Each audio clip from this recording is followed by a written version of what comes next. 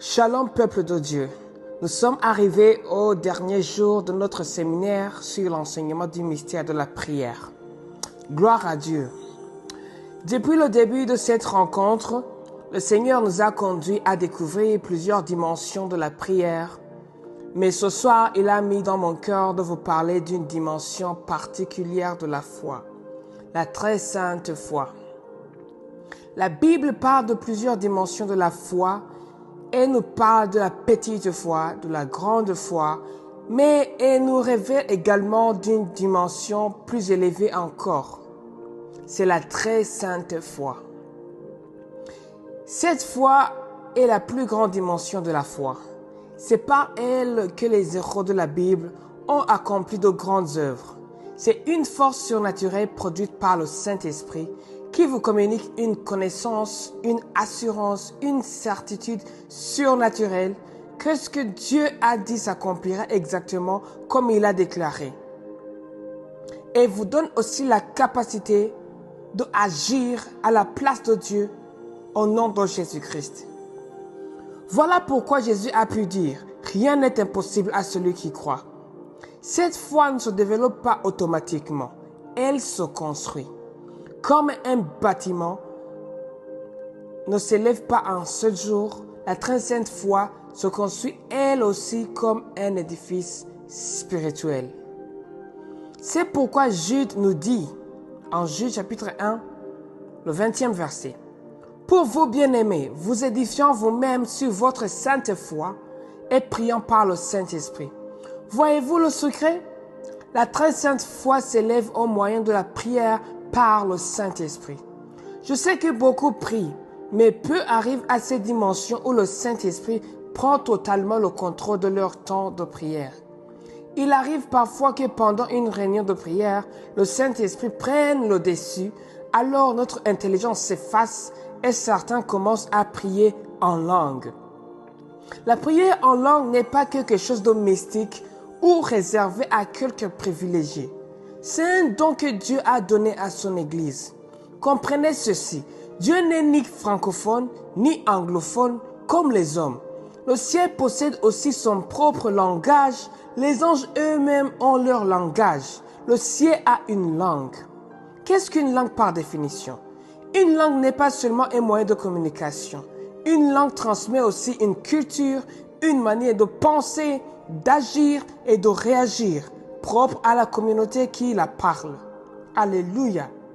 Imaginez maintenant la puissance que Dieu vous donne lorsque vous parlez et priez en langue céleste. Vous ne faites pas que prononcer des paroles inspirées par le Saint-Esprit. Vous êtes progressivement formé à la culture du royaume. Votre manière de penser change. Votre foi grandit. Vos aptitudes et vos capacités spirituelles sont élevées et catapultées au-delà des limites naturelles. Vous apprenez à voir comme Dieu voit, à parler comme Dieu parle et à agir selon sa volonté.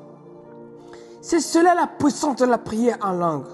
Plus vous vous édifiez sur votre très sainte foi, plus vous grandissez dans la communion avec Dieu, jusqu'à manifester sa vie et sa gloire.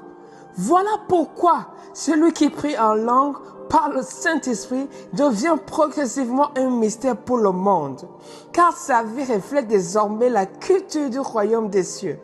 Oh, quelle joie!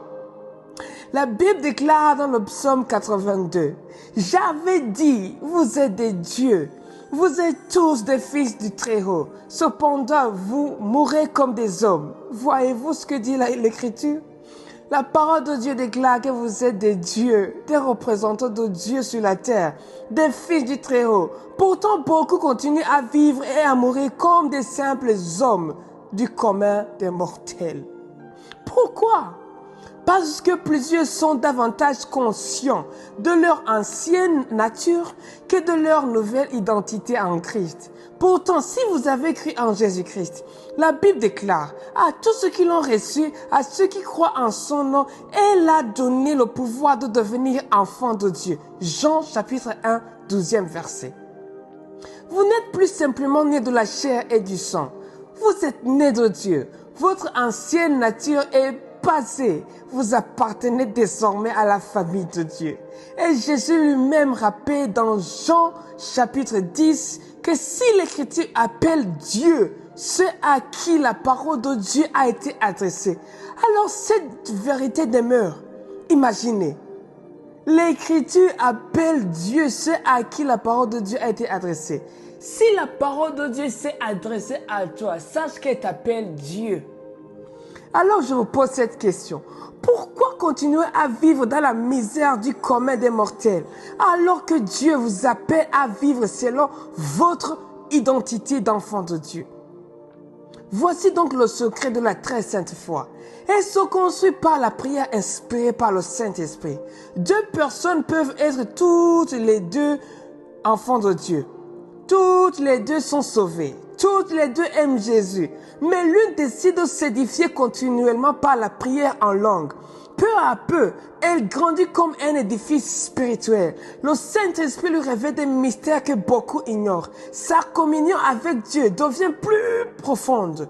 Sa foi devient plus solide. Sa vie devient plus glorieuse. Elle commence à vivre dans une dimension surnaturelle où Dieu confirme sa parole par des grandes œuvres dans sa vie.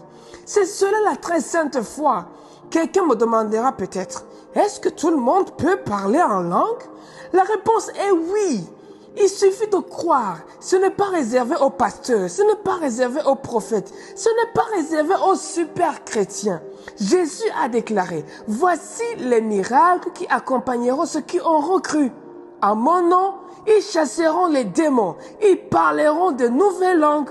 Remarquez bien que Jésus n'a pas dit ceux qui seront plus spirituels. Non, il a dit ceux qui auront cru.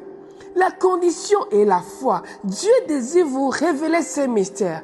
Il veut vous faire entrer dans une communion si profonde avec lui que votre identité commence à se manifester, que votre vie devienne un mystère pour son monde. Lorsque les hommes vous regarderont, ils ne comprendront pas comment Dieu agit dans votre vie. Ils verront une paix qu'ils ne peuvent pas expliquer. Ils verront une sagesse qu'ils ne peuvent pas comprendre. Ils verront une foi qui déplace les montagnes. Ils verront une vie remplie de la gloire de Dieu.